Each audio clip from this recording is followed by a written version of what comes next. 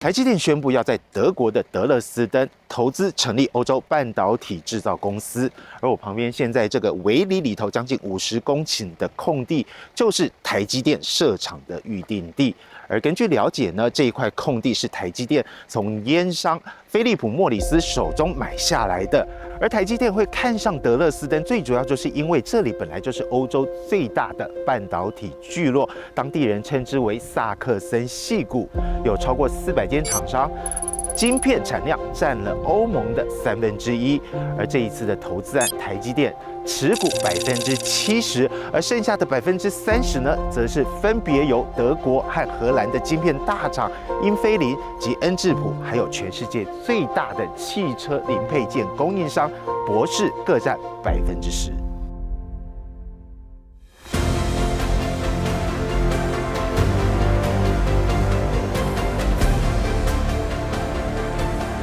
台积电走出台海紧张热点，继美国和日本之后，选在德国落脚。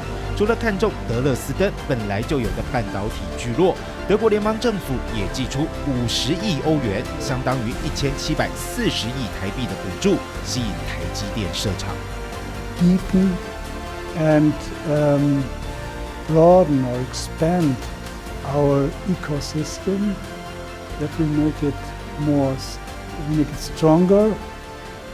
And that we make our supply chains as well stronger and more resilient with regard to disruptions in the international supply chains. We are aware of the importance of TSMC for Taiwan, but not only Taiwan, for the whole world.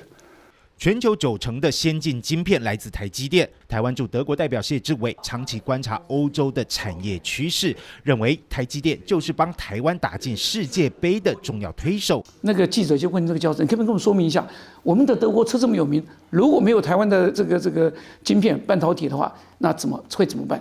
那个教授说：“会怎么办？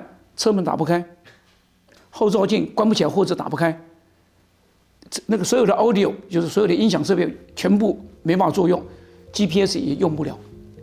然后他就问那个记者：“你觉得这样车子能卖得出去吗？”大家都说德国的汽车工业没有中国的市场，是一定垮。我说你看那个报道你就知道，没有台湾的半导体，没有台湾的晶片，照样垮。不过要盖一座半导体晶圆厂哪有这么容易？除了近100亿欧元的预算，光是大量水电的需求就考验当地政府的能耐。而萨克森原有的半导体聚落和台积电自带的供应链如何合作才能达到最大效益，也是投资决策的考量之一。更重要的还有缺工的问题，再加上欧洲工会发达，劳权意识高涨，对分秒必争的半导体产线来说，德国在地员工的管理十足是个考验。What about the local communities? How can they get involved in this kind of investment? First of all, they are involved from the very beginning, the city of Dresden, and they are very competent, very professional. They have a lot of experience with around the semiconductor industries, because we have already Infineon here, we have already Global Foundries, we have Bosch. 各国积极招揽台积电，不只是避免重要的晶片断裂，也因为设厂带动的经济效益惊人。德勒斯登周边小镇纷纷启动抢人大战，以出产葡萄酒闻名的魏恩博拉市长亲自出马，争取台积电宿舍和周边设施。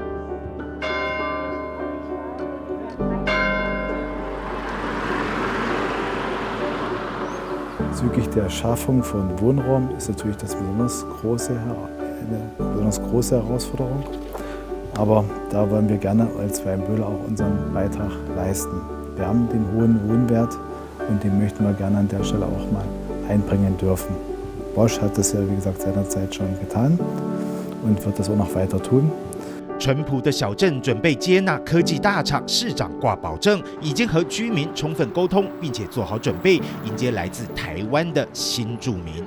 大到联邦政府，小到地方市长，都为台积电的投资案摩拳擦掌。